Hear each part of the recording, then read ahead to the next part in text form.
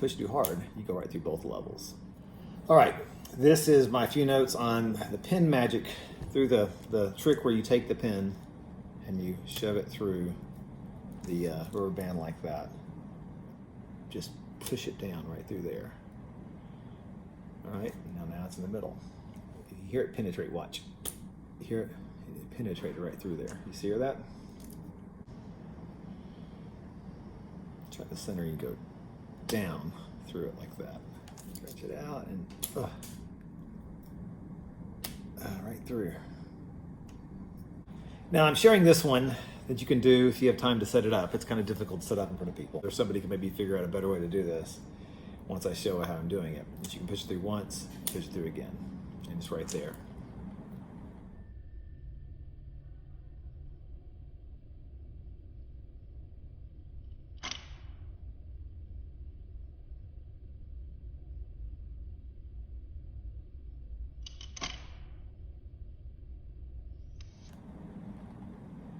Push and push. You can push through once and push through again.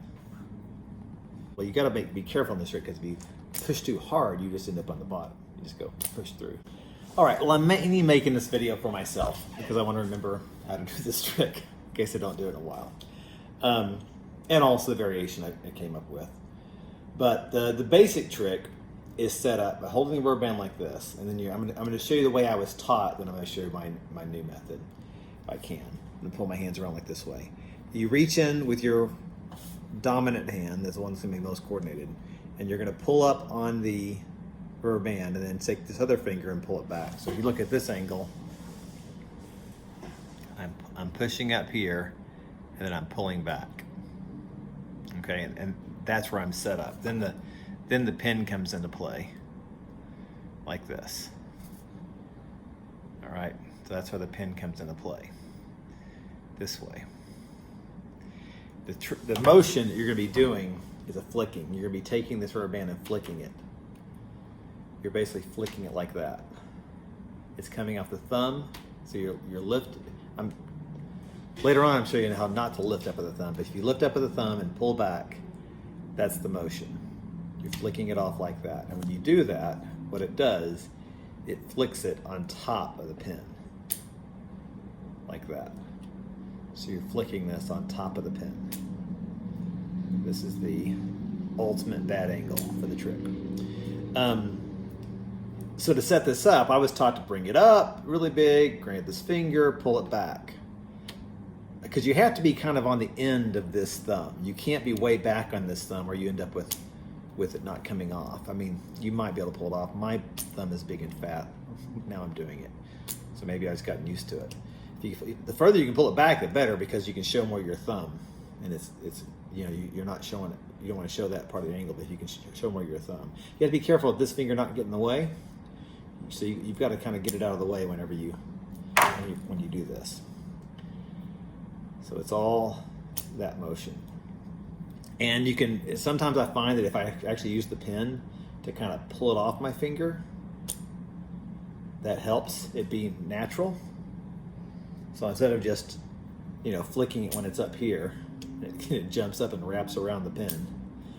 I wait until the pin is pushing on it and actually use that pin pressure to pull it off. Okay? So that's the trick. You want to just practice flicking this off your finger and thumb lots and lots of times. That's the basic trick. And the way I've set up to this now, though, I don't push up. I'll be stretching the rubber band back and forth. And you come in from behind. Be careful, don't come in. A few times I was doing this, somehow I was coming in this way or something. I was wrapping around this way. You want to come from behind and up. If not, the whole thing. If you come in from behind, the front and try to do this, it ends up wrapping around the pin like that, and you'll know you've done it wrong. So if you come in the wrong way, like if you come in from the front like this, which I was doing a few times, I was coming in from the front, sticking the thumb back through it, and that is totally wrong, and you'll end up with that kind of mess. You come in from behind, bring it up and back, and then you end up on top every time. But if you can think of it, instead of coming up, it's coming back. So you're stretching the rubber band back and forth. You can easily grab that with your thumb, hook it, at least I can, because I've got this big funky thumbs. I can hook it and then you're grabbing this back all in one quick motion. And so you can do that right in front of them. You could be pointing out, got a solid pin, you've got a stretchy rubber band, you're going back and forth. You do that motion a couple times. I'm already set up back here now. So now I'm just coming back and putting that on my thumb. So I've got it set up, put it on my thumb, and I'm all ready to go. This finger can provide cover. You see the band is going straight around this finger. It's really going up, but it looks like it's going straight around that finger. So everything looks really natural, and you come down. So it's a great trick. That trick by itself is good, and it's easy to set up. But I was just wondering, could I make it go through the bottom also? And that ends up being a little trickier, because you go through the bottom, you can go through the bottom, but it doesn't really look right. You know, where the top, it all looks kind of natural. Even if you're looking straight at my finger, it looks natural. As long as I don't let this finger, like right then, I let my finger get in the way, and it kind of gets into behind both fingers. You don't want that. You want this up and behind this, so that whenever that flicks, looks like this. When it flicks, it ends up back on that finger. Because for the audience view, it's just on, let me get this back right, it's just on that finger, and then it ends up still staying on that finger.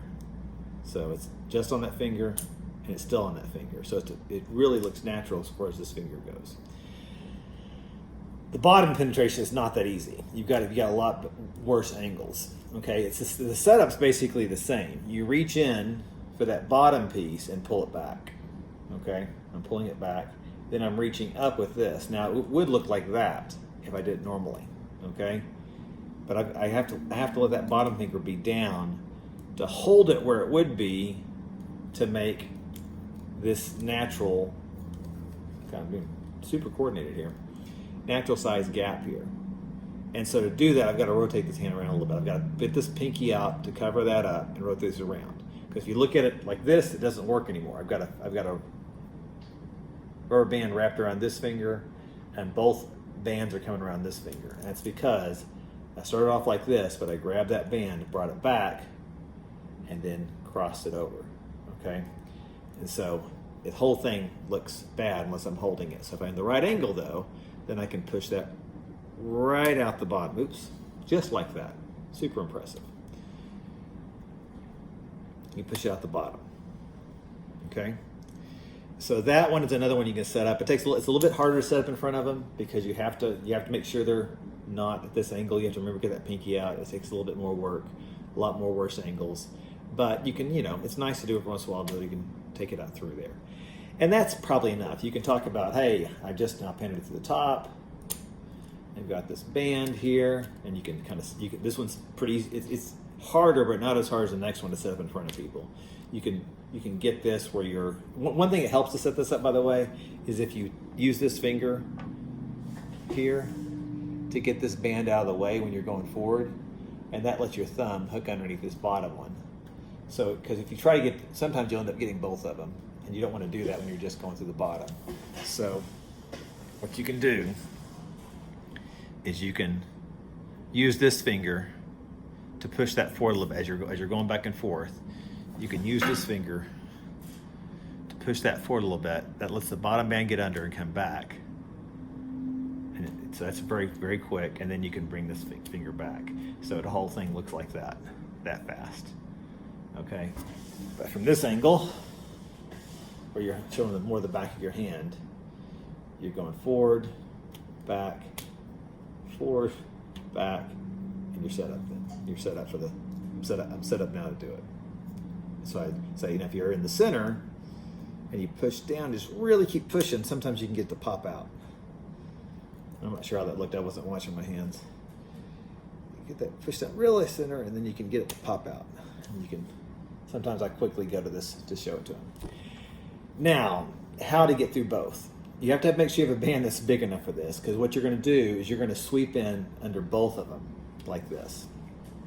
And this one's hard to set up if they're paying attention.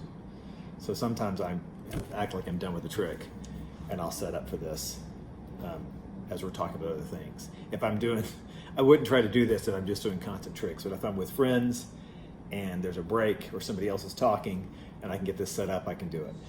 But it's difficult to set up because you come out and you're going to use two fingers. You're going to bring this finger down I've got the bottom, I got my middle finger holding the bottom one in the right location, and this finger, so I'm going under both, I'm flicking out the bottom one, and then I'm flicking out the top one.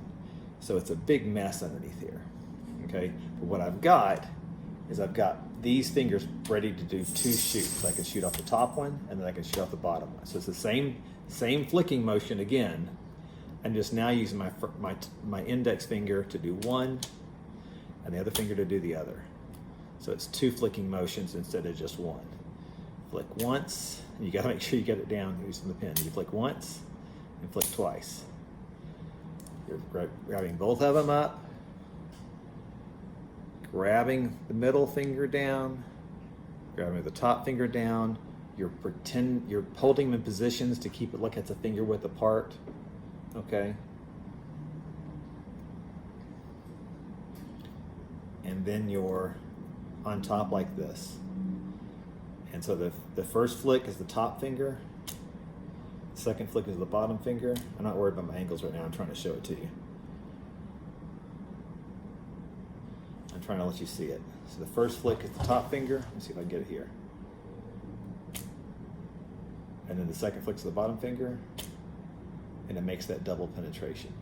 So it's nice to do that once because it just looks totally impossible. And of course, you can also do the same thing where you flick them both at the same time and go through both. And that's also kind of nice because you can say, you got to be careful when you're doing this trick that you just don't go through both layers.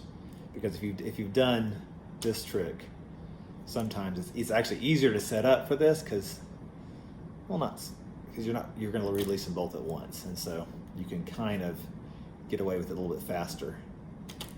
So you can see that, if you set up for a few times, you can get used to setting this up.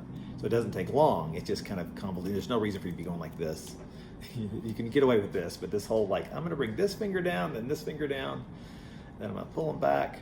There's no reason to be doing all that. So you have to kind of hide that with some of this distraction. But you can go right through both. And again, the angles, as you saw in the video, I was really careful on the angles of the earlier video. You've got to bring this around a little bit. So it's not the best one to start off with because you're not good until, I'm good about right there, especially if I come down. I can go through both like that. That's always impressive. Look, I can do some light tricks. We'll see. Here you go. All right. So that's my notes on this, and I'm sorry, most of the time I'm not looking at the camera because I'm looking to try to make sure it's good for you.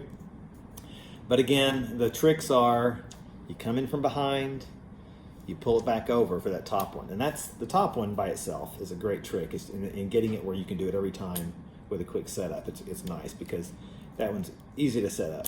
Okay. The bottom one's a little bit harder to set up, but you can get it down to about the same amount of time as long as you pull it down like this.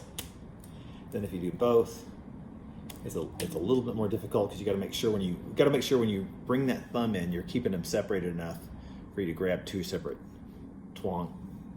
different bowstrings there, because you've got to release them one at a time if you're going to do it one at a time, and you've got to even if you release it once, you still got to keep them separated. You still got to keep it looking like it's separated around a finger when it's not. It's basically all just running like this. It's basically your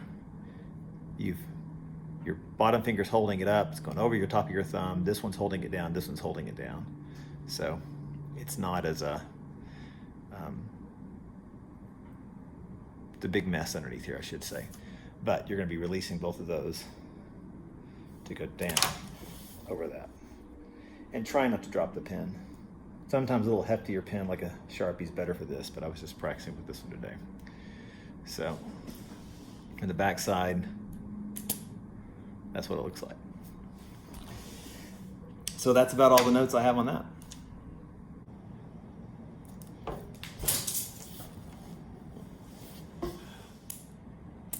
Go down. That was brilliant. You're so good.